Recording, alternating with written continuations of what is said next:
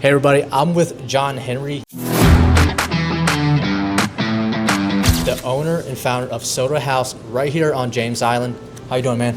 Doing good. How are you? Thanks for joining this little talk. Yeah, thanks for having me. But yeah, man, the first thing I'm most curious about is like how do you come up with the idea of Soda House, and what made you decide to go into like entrepreneurship? Yeah, so it really all started from me binge scrolling on TikTok. I would see dirty soda popping up everywhere on my For You page, and I was actually watching one creator named Pick Me Up Zach, and he does a roll for soda on TikTok, and he's got a dirty soda shop in Utah, and I was just thinking, wow, this could be a really good business idea in Charleston, just because there's so many people in what I feel like is such like a small area, and it was a new concept to the city.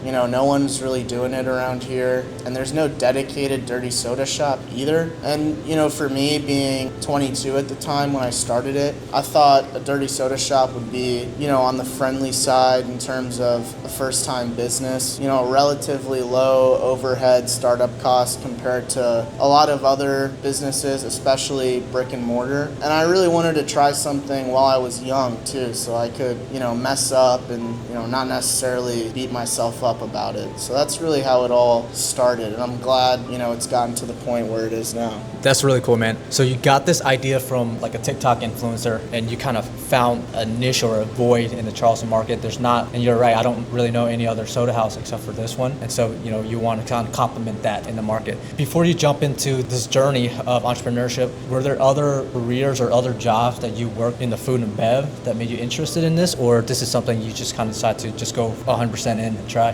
That's a good question. I really just went in for it and, kind of gave it my best shot. I graduated from Indiana University about a year and a half ago with a degree in sports management and marketing, and I had a minor in business, but, I was like any other kid right out of, college. I was looking for real jobs, you could call it. I was even doing some interviews, some third-round interviews, but I didn't really get, many job offers, to be transparent, and it might be silly thinking about it now, but your starting pay when you're right out of school isn't necessarily something you love, talking about $45,000-$50,000 a year. So I just wanted to be risky, and I'd worked in food and bev to some degree before. I was a bar back at a bar in college, and I did that for 3 years. I do like making drinks, so I guess I was just like any other graduating student. But yeah, so no real experience or anything like that,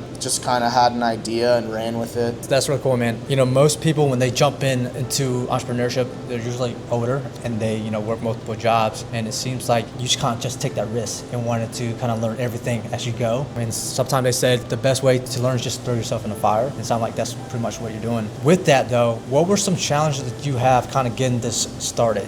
Obviously you have the idea, but just with anything, ideas are easy, but implementing it and executing on it is the hard part. So like, what did you have to do? Who do you have to talk to kind of get this up and running? Yeah, so it was honestly pretty difficult at first. I'm thinking, where do I even start? It can be pretty scary because it's like real world stuff, like there's no one holding my hand, like there was in, even high school and college to a degree. So, I mean, one of my biggest challenges was just, being young and, not having any experience. When I first got into this place, I knew I had to do major renovations. So one thing that was like pretty scary is, okay, how do I find the right contractor to do this job? How do I know if this contract is just, taking me for a ride because I'm young? So I ended up getting, 3 different quotes, and I was like, okay, this makes sense price-wise. Doing your own due diligence on every single step is extremely important, and I wasn't working with crazy big budget either, so I had to be really careful about what I was spending my money on, which can be extremely difficult. And starting a business too, if any of you guys have, you might know that costs can come out of nowhere, so you really have to be prepared and have some money aside for anything. I mean, for example, my outside sign was $6,500. I would have never thought in any world that a sign could be that expensive, but lo and behold, it was. And I also do have a few friends that are a bit older that have business experience, so I would get a lot of good advice from them. Just one of my friends alone, he hooked me up with my insurance agent, with my point of sale system guy. He hooked me up with my signs, all my interior decor. Like, he just gave me the connect. People that are in the industry that can, give you advice is, a really nice thing to have. And I don't know if I would have done this as effectively as I did if I didn't have those connections. Yeah, man, that makes a lot of sense. It seems like you know how to kind of use the tools and the expert and the people around you to kind of start your idea. And, that takes, some savviness as well as an entrepreneur. That's awesome. Did you grow up in an entrepreneurial household, or were your parents business owner, or this is kind of you're the only one in the family? Yeah, so my mom was just a stay-at-home mom, but my dad was a CPA and an accountant his whole life, so no entrepreneurship skills or, anything like that. Both of my parents are from South Africa and came to the United States. They didn't know anything about starting a business, and, they would always tell me, like, are you sure you want to do this? This is really risky. You have a good degree, and, they did pay for me to go to school, so I could understand why they would be so skeptical about what I was doing. But yeah, no experience from my background or anything like that. That's awesome, man. South Africa, I didn't know that. Yeah. Okay. Yeah. Learned something new. That's really cool. Let's talk about, now you have the business up and running, right? What have you learned in the past 3 months, 4 months now that the business has been operating? What have you learned now that the business is running, the ups and downs and the challenges that you have now? Yeah, learned a lot. Now some of the challenges I have is, how can I scale even further? It's tricky for me too because I'm here every single day from 10 to 8 p.m. So, just free time for myself is really tricky. Trying to delegate, having employees is really helpful, but at the same time, you need to make sure you're not, overspending on your employees. And then, you want to be able to trust them and, give them air to make mistakes. So it can be tricky having high school students as, your employee, because it's like, okay, I don't want to leave you here by yourself. Am I paying you too much? There's a lot of things. Just taking it day by day really helps as well. Try not to stress myself out a little bit, but yeah. That's interesting. It's like you're learning a lot of new things and you're trying to navigate and delegate where it's necessary for your business to grow. And I think that's all natural things as a business owner. You are only 24 years old? 23, yes. 23 years old. And so there might be someone out there that's kind of in the same age demographics that's looking to get into entrepreneurship. What are some advice you can give him or her before taking this route or jumping into like a new business that would be helpful? Yeah, I would really just say take the risk, honestly. Like, if you're thinking about it and you're on the fence, you should probably do what you're thinking about. It took, even for myself, it took a lot of courage to try out entrepreneurship. None of my friends are entrepreneurs. They're all working real jobs, 9 to 5s. One point I kind of felt behind, if you will, which you shouldn't feel behind whatsoever. And the good thing is too, if you make a mistake, say you go for it and it doesn't work out, you're gonna learn so much that you would have never been able to learn,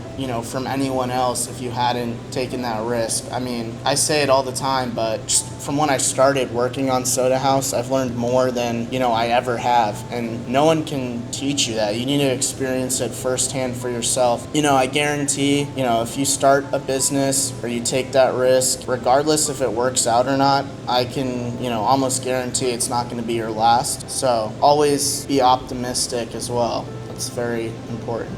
I love that. As an entrepreneur, of course, we've spoken about it already. It's ups and downs. It's a roller coaster. On the days when you feel kind of down, what are some of your motivation to keep going, and how do you handle kind of stressful moments? It can be really tough. I think to myself, like, all right, you just got to show up. Even if you're in a bad mood or you're feeling down about what you're working on, you just got to keep showing up. And for me too, it's kind of like, oh, I can't not have the store open, or I can't not be at the store. So I feel obligated, obviously, to, always be here. I don't want to necessarily fall behind, if you will. But yeah, I don't know. I just want to have a good reputation I think that plays a big factor into it as well. Even if I'm in a bad mood and there's customers that come in, I'm going to have a smile on my face and be happy to serve them drinks because, you don't want to, leave them with a bad impression. And, sometimes I got people that come 15 miles, they drive 15 miles just to come try it out. So, I'm not going to be a mood killer or whatever. But yeah, and I know too, every successful person I'm sure can tell you they've had down days, bad days,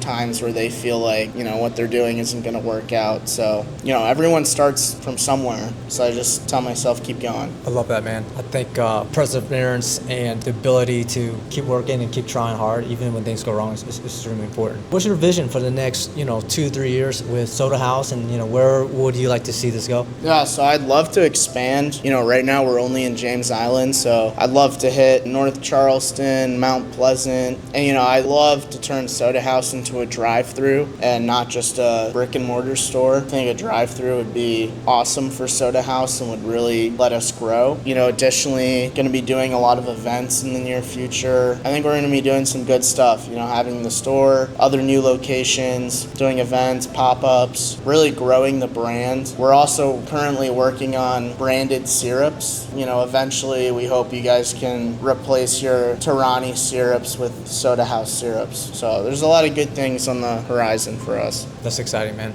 For those out there watching that aren't very educated about what Soda House is, what you offer, give them like a summary of what that is. Yeah, so Soda House is Charleston's first dedicated dirty soda shop. Dirty soda is, soda mixed with cream, pureed fruits, flavoring syrups, fresh fruit, anything you can think of. That's what really makes it dirty. And, we also sell custom lemonades, we do energy drinks, and we do water-based refreshers as well. And we have treats as well. So, we do chocolate chip cookies. We're about to launch soft pretzels with some hot cheese, which should be pretty good. I'm excited about that. So, yeah. That's awesome, man. Can't wait for that. And just to wrap it around, if people want to learn more about Soda House and learn more about you, where can they find you? So you can find us at Soda House Charleston on all socials, Instagram, Facebook, TikTok. Come check us out in person, 1291 Folly Road in James Island. Be on the lookout for new locations, new menu updates, and all of the above. Love that. Appreciate it, John Henry. Thank you. Everybody check out Soda House. Peace.